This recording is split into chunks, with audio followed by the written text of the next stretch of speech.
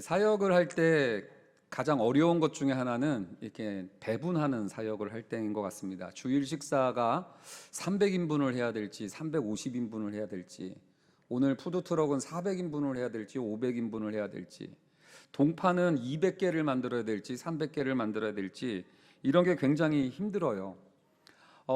근데 하물며 자기와 자기 자손들이 대대로 살아야 될 땅을 배분한다라는 일은 이게 보통 일이 아닐 겁니다. 가나안 땅에 원래는 힘센 자들이 다 갖고 갔던 땅이었던 그 땅을 가나안 족속들을 몰아내고 여호와의 말씀대로 땅을 배분하는데 제비를 뽑아서 배분을 합니다. 기도하면서요. 그리고 가족대로 필요에 따라서 배분하는 이 과정을 우리가 보게 됩니다. 지난 시간에는 갈렙이라는 사람을 통해서 좀 모범적인 땅 분배의 과정을 봤다면, 오늘은 요셉 자손들, 굉장히 메이저 지파들인데요, 이들이 오히려 이 분배할 때 얼마나 불만을 많이 갖고 표출했는가, 이것들을 보여주는 장면이에요. 결국은 이 불만이 어떻게 처리되느냐에 따라서 여호수아서로 이어질 수도 있고 사사기로도 이어질 수 있는 시점에 우리가 서 있다라는 생각이 듭니다. 그래서 오늘 이 말씀을 조금씩 묵상하면서 또 오늘 마지막 특세 기도의 자리로 나갔으면 좋겠는데요, 요셉 자손의 불만 첫 번째는요, 너무 좁아, 불공평해 라는 불만이었던 것 같습니다. 차라리 힘 있는 놈이 다 가져가면 좀 편하는 것 같아요. 그냥 손해보는 수두룩한 많은 사람이랑 피비린내 정도 나겠지만 땅 분배는 그냥 깔끔하게 끝날 수도 있겠다는 생각은 들어요. 그런데 14절 말씀 한번 읽어볼까요? 읽습니다. 시작. 요셉 자손이 여호수아에게 말하여 이르되 여호와께서 지금까지 내게 복을 주심으로 내가 큰 민족이 되었거늘 당신이 나의 기업을 위하여 한 제비 한 분깃으로만 내게 주심은 어찌함이니이까 하니, 여호와께서 내게 복을 주셔서 내가 큰 민족을 이뤘다. 경건하고 신앙적인 표현인 것 같은데요, 이것은 그냥 미사여구고요. 사실 하고자 했던 말은 뭡니까? 왜 우리한테는 한 분깃만 줬냐, 이 불만이 지금 표출되고 있는 거예요. 요셉의 자손들은 이스라엘의 메이저 지파예요. 아주 선두주자입니다. 요셉 아닙니까? 요셉. 12지파를 다 살려줬던 요셉이잖아요. 그러다 보니까 유다의 아들은 유다 지파고요, 르우벤의 아들들은 르우벤 지파로 이렇게 이어지는데, 요셉은요, 요셉 지파가 아니에요. 므낫세 지파와 에브라임 지파로 두 지파로 갈라지고 두 배의 축복을 받는 자손들이었다고요. 근데 이 두 지파가요, 땅 분배를 받는데 요셉 후손으로 이렇게 한 제비 뽑는 것만, 하나만 제비 뽑다 보니까 이게 그렇게 불만이었던 것 같습니다. 아니, 왜 우리는 두 지파인데 하나만 줘? 이게 굉장히 불편했던 거죠. 우리보다도 훨씬 작은 숫자의 저 지파들은 우리보다도 많은 땅을 얻는 것 같은데 우린 두 지파인데 왜 하나밖에 안 줘? 그러고 화가 난 거예요. 불만의 원인은 뭡니까?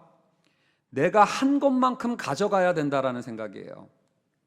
많으면 많이 갖고 가는 게 공평한 거다, 내가 한 것만큼 가져가는 게 그게 옳은 거다라는 이 생각이 지금 이 요셉의 자손들을 엄청나게 불편하게 만드는 거 합니다.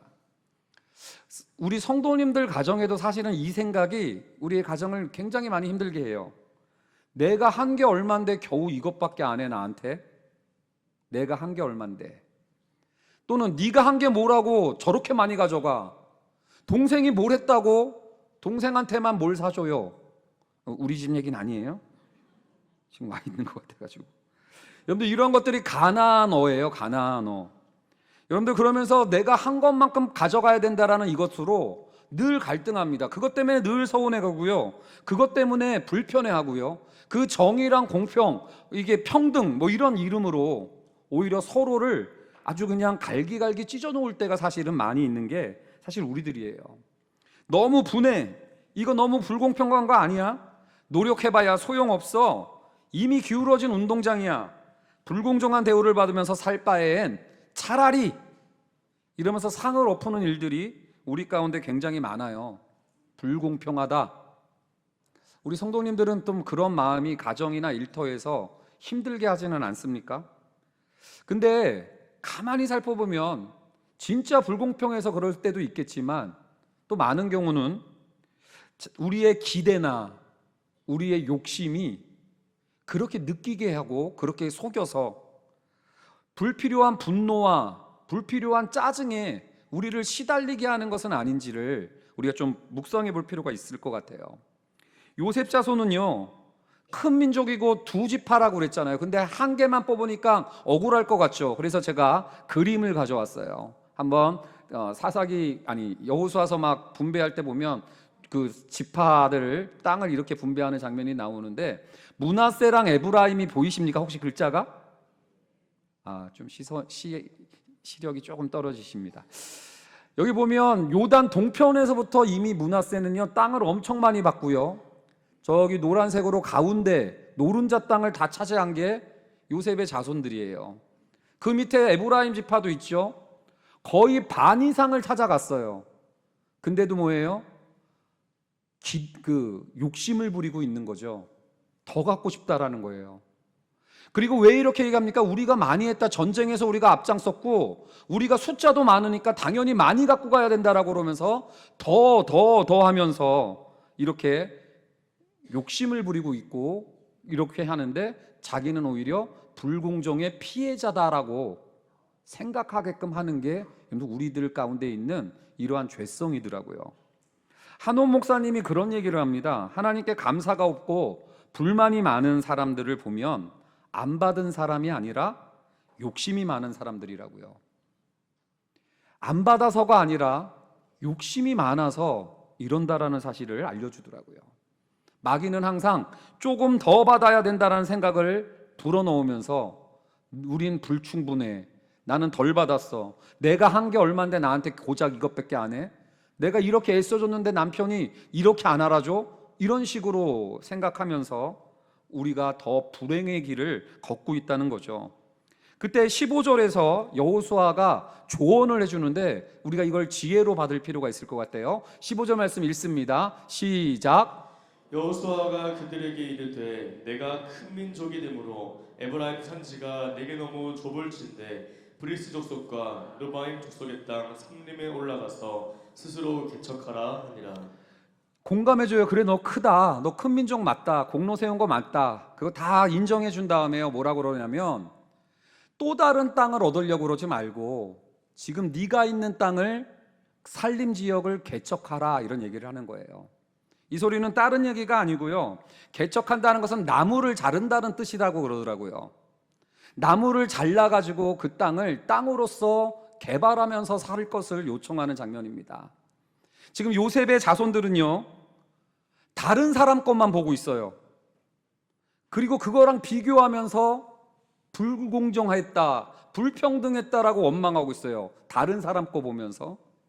근데 지금 여호수아는 다른 사람 거 보지 말고 네가 받은 은혜를 개척해라. 네가 이미 받은 은혜들을 나무를 베어가지고 한번 그것을 개발해봐라. 네가 받은 은혜를 주목할 것을 여호수아는 지금 요청하고 있는 장면이에요. 또요, 요셉 자손들은요, 보이는 것만 봤어요. 그거 봤더니 숲을 뿐인데요, 나무들만 가득한데요. 근데 지금 여호수아는 뭐예요? 그거를 개척해서 나무로 잘라가지고 숲을 밑에 보이는 그 거대한 땅을, 나무 때문에 보이지 않았던 그 넓은 땅을 여호수아는 보고 있는 거예요. 제가 그러고 봤더니 여호수아서 우리가 특세 쭉 해왔잖아요. 여러분들 설교를 잘 들으신 분들은, 말씀을 잘 묵상한 분들은 눈치챘을 거예요. 여호수아는 무엇을 보느냐를 굉장히 많이 대조하고 있습니다. 요단강의 넘실거림을 볼 것인지, 1km 전방에 점으로 식혀진 언약궤를 주목하면서 갈 것인지 대조했죠. 여리고 성벽이 어떻게 흐트러지나 균열을 살피는 데만 골몰할 것인지, 아니면 행렬 중앙에 있는 언약궤를 나팔 소리를 들어가면서라도 쫓아갈 것인지, 이거를 또 대조했었죠. 어제 본문도 마찬가지예요. 눈앞에 있는 안악 자손과 견고한 성읍만 바라볼 것인지, 아니면 비록 45년 전의 약속이라 할지라도 그때 하나님이 나에게 약속했던 약속을 바라볼 것인지, 오늘도 똑같습니다. 다른 사람의 복만 바라볼 것인지, 하나님이 내게 주신 은혜를 다시 보기를 할 것인지, 숲을만 바라볼 것인지, 그 나무 밑에 깔려 있는 엄청난 어마어마한 잠재력과 가능성과 그 꿈을 바라보는 시야를 가질 것인지, 여러분들 어떻게 여러분들의 시선이 결정되고 있는지를 우리 기도해야 돼요. 다윗과 골리앗 얘기도 보십시오. 사울왕 굉장한 왕이었어요. 키가 저보다 커요. 왜 웃어? 예, 이 사울도 거인이었다고요. 이스라엘보다 머리가 한 자가 더 컸대요. 제 키가 뭐 한 180 되니까 그 한 2m가 넘는 거인이 사울 아닙니까? 제 키가 170입니다. 이 거인이요, 골리앗을 보는 거예요. 골리앗의 무기와 골리앗의 그것만 보다가 주눅이 들어서 아무것도 못하는 사울이 돼버려요. 시시해져 버려요. 심지어는 다윗이 나간다고 할 때 맞지도 않는 갑옷을 입혀서 골리앗 흉내내게 하려고 합니다. 혹시 우리 부모님들이 오늘 자녀들 많이 왔는데 사울처럼 자녀들을 대하고 있는 건 아닌가요? 다른 집 애들 그런 걸 보면서 우리 집에도 저래야 되는데 그러면서 맞지도 않은 갑옷을 애한테 입히고 서로 그것 때문에 짜증내고 분묘하며 내가 너한테 해준 게 얼만데 이것밖에 못하냐, 이렇게 우리가 가정을 일구고 있는 것은 아닌지요. 반면 다윗은요, 골리앗의 무기나 이런 걸 안 봐요. 심지어 사울의 갑옷을 입혀줘도 그걸 보지 않아요. 자기가 들고 있던 물맷돌을 보기 시작합니다. 이거 가지고 될까? 처음에 생각했겠죠. 그러나 그 물맷돌의 은혜를 개척하기 시작해요. 거기에 있었던 잊어버렸던 나무들을 잘라내고요. 맞다, 옛날에 이거 가지고 내가 사자와 곰을 칠 때, 사자와 곰을 친 게 아니죠. 양을 칠 때 사자와 곰의 이빨을 이걸로 잡았지. 맞아, 그때 하나님이 이걸로 나를 사자 이빨에서 구해 주셨지. 이것을 볼 수 있었기 때문에 다윗이 골리앗에게 물맷돌을 가지고 나갔던 것 아닙니까? 제가요, 오늘 정말로 제 감회가 남달라요. 처음으로 제가 나왔던 분당 우리 교회랑 특세 일정이 겹쳤던 해였습니다. 그동안에는 엄두를 못 냈어요. 그냥 다 거기 갈 것 같아가지고 맨날 큰 대형 교회 생각하면서 나는 늘 부족한데, 우리는 한참 멀었는데, 이렇게만 생각하면서 늘 그 비교 때문에 위축되고 주눅 들었던 게 저였어요. 요셉 자손이었던 거죠. 근데 이렇게 이어진 교회의 많은 은혜들을 12도를 기억하면서 제가 정말로 우리만에 베풀어 주시는 그 나무들을 잘라내면서요, 그동안 보지 못했던 광활한 땅들과 잠재력과 가능성들을 보기 시작하는 거예요. 여러분들, 세상 어느 교회에 4살, 5살짜리 애들이 간식을 특세 때 나눠주는 교회가 있습니까? 세상 어떤 교회가 애들이 이렇게 특세 때 많이 나와가지고, 물론 장의자라는 강점은 있어요. 그러나 나와가지고 이렇게 같이 참여를 하고 새벽 예배 때 담임 목사 설교를 필기를 하는 교회가 있을까? 특송을 하는데 91세 어르신이 이 예배 시간에, 이 새벽 예배 때 특송을 하는 이런 현장이 있을까? 비록 쿠팡에서 시켰지만 이스라엘상 양강나팔을 이 특송 때 부르는 그런 것들이 있었을까? 이런 것들을 보면서 우리만의 수많은 가능성들이 있었는데, 우리만의 나무만 깎고 그 주셨던 은혜들만 개척했으면 남들은 누리지 못했던 엄청난 은혜들이 여기에 깔려 있었는데, 비교하느냐고 주눅 들어가지고 아이고 우린 멀었는데 이러고만 있는 저의 모습을 바라보면서, 여호수아가 지금 이 얘기하는 거구나, 여호수아가 이 얘기하는 거구나라는 것을 깨닫게 된 겁니다.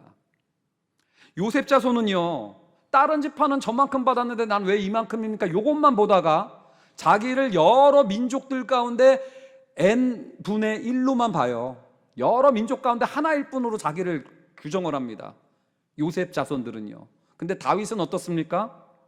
다윗은 골리앗과 사울이 다 너는 애일 뿐이다, 너는 소년에 불과하다 그러지만 다윗은 자기를 어떻게 봐요? 난 하나님의 군대다, 이러면서 달려간다고요. 우리의 자녀들은 세상 속에서 그냥 n분의 1로 크고 있습니까? 아니면 하나님의 자녀로 크고 있습니까? 그 차이점이 어디에 있어요? 이미 주신 은혜를 개척하고 있느냐라는 거예요. 남에게 주신 은혜만 보고 있는 게 아니라 나에게 주신 은혜, 우리 아이에게만 특별하게 주신 하나님의 은혜들이 있다고요. 모르시겠다면 구하셔야 됩니다. 우리 자녀들에게만 하나님이 특별하게 허락하신 은사들과 은혜들과 달란트들이 있는데 하나님 맞지도 않은 사울의 가본만 내가 계속 강요하고 있었던 것은 아닌지 아이들과 대화하고 하나님께 질문하며, 여러분들 우리가 이미 주신 은혜들의 나무를 개척해 나갈 수 있는 은혜가 있는 결단이 나타나는 특세 되셨으면 좋겠습니다. 그런 의미에서 우리 옆에 자녀들 있으시면 한번 쓰다듬어 주시고요, 내가 축복해 줄게, 우리 잘해보자, 또 이렇게 격려해 주시면 좋을 것 같습니다.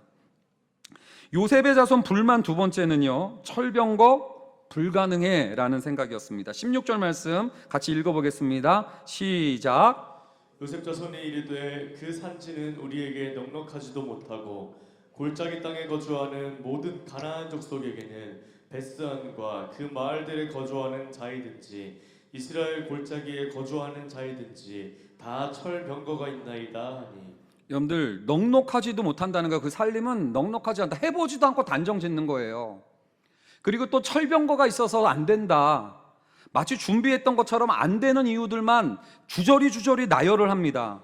이래서 안 되고, 해보지도 않고 덮어놓고 안 된다, 이래서 안 되고 저래서 안 된다. 제가 이 설교를 준비하다가 원유경 목사님이라는 분이 이렇게 하는 말씀을 좀 들었는데요, 유익하더라고요. 1970년도 역도 선수권 대회에서 러시아의 슈퍼헤비급 바실리 알렉세예프라는 사람이 선수가 있었다고 합니다. 근데 당시 역도는요 500파운드가 인간의 한계였다라고 딱 생각을 했던 때였대요. 그래가지고 그 누구도 도전할 수 없는 숫자가 500파운드, 킬로그램으로 하면 227kg이라고 합니다. 그래서 다 포기하고 있는데 이 바실리예프라는 선수가 1차에서부터 일단 금메달은 따놓고 시작을 한 거예요.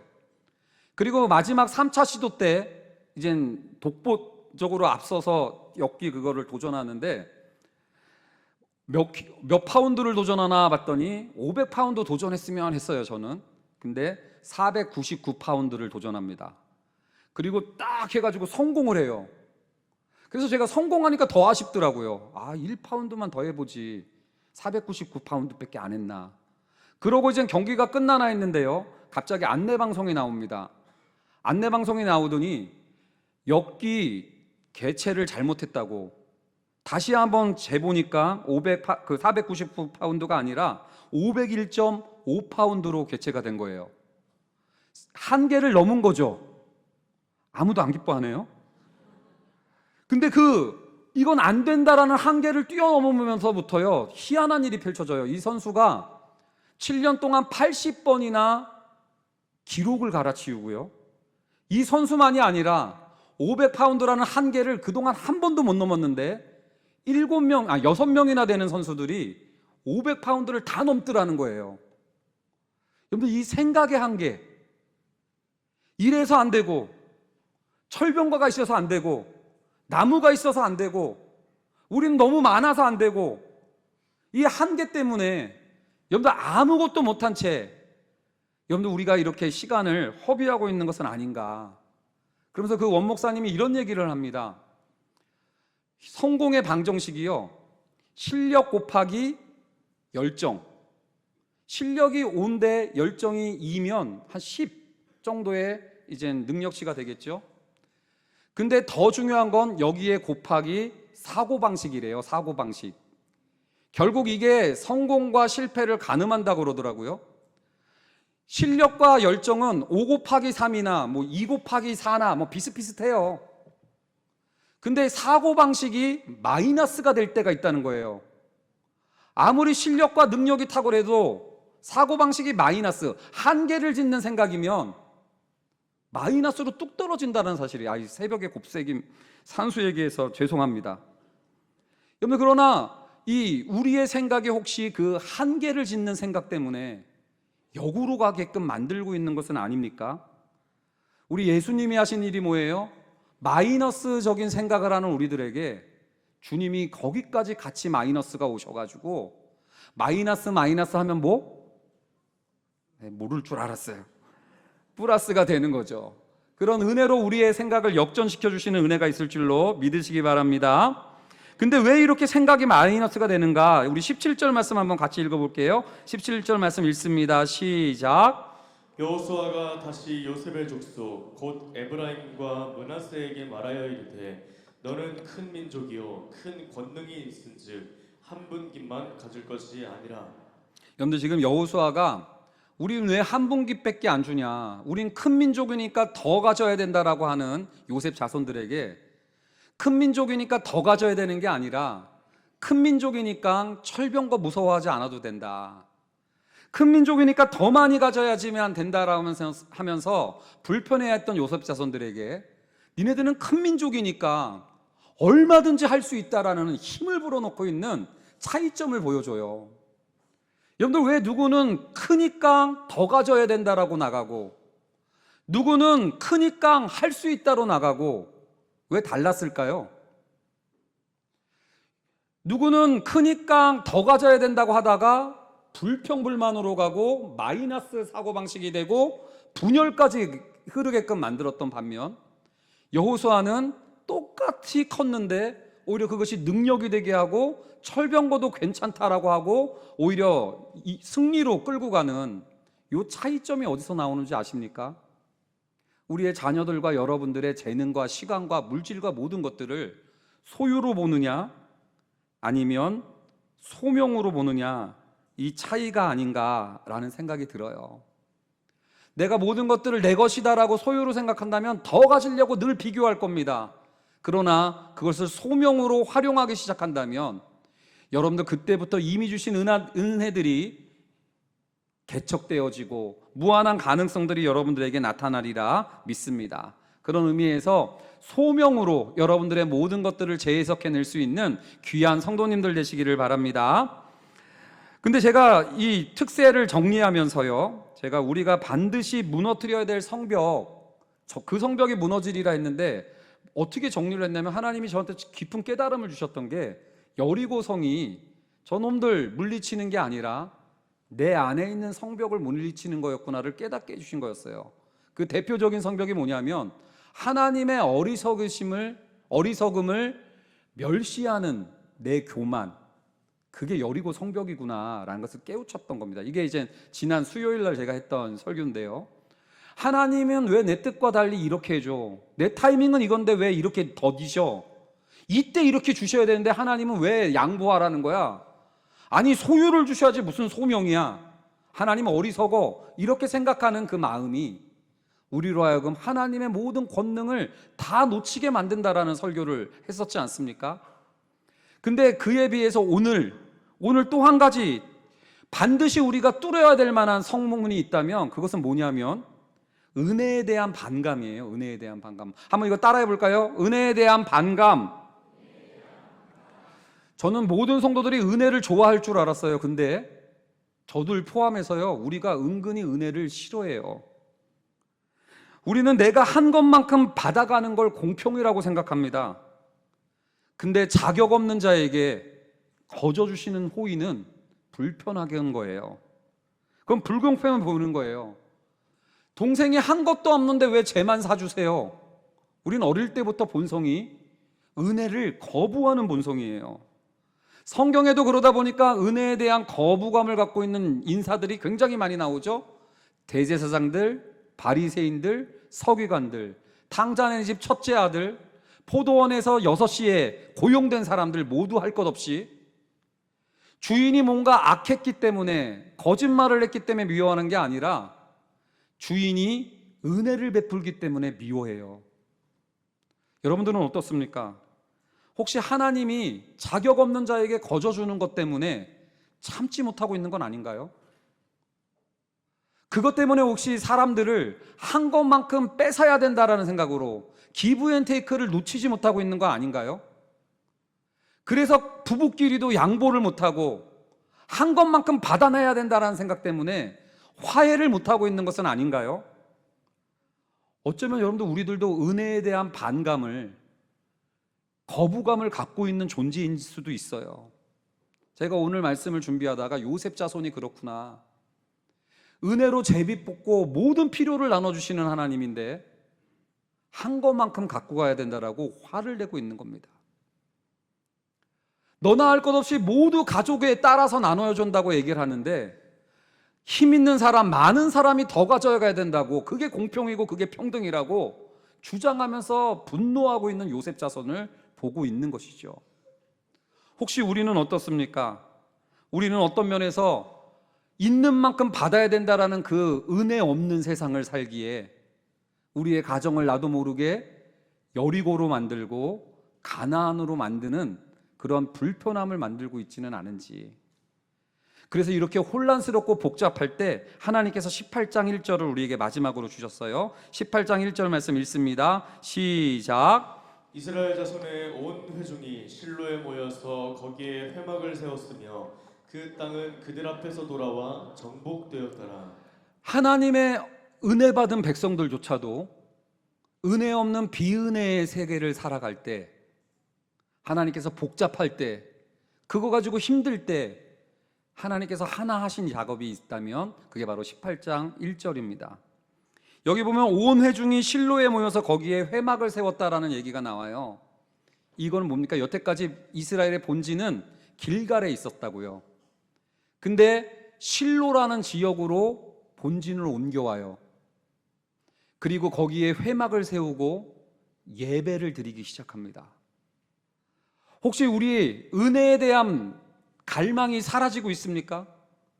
은혜를 불편해하고 있습니까? 여러분들 실로에 모이셔야 돼요. 특세가 끝나면 해치웠다가 아니라, 어제 우리 부교육자 그 쿠키 봉투에 오늘부터 다시 시작. 그러니까 특세 또 시작해야 돼요. 그러고 막 그거를 내 방에 두고 갔어요. 그래서 제가 그걸 먹고 나왔는데, 여러분들 어떤 면에서 우리는 그렇게 생각할 수 있는 게 우리들인데, 오히려 우리가 이 불편함을요 예배로서 다시 풀어야 되는 거예요.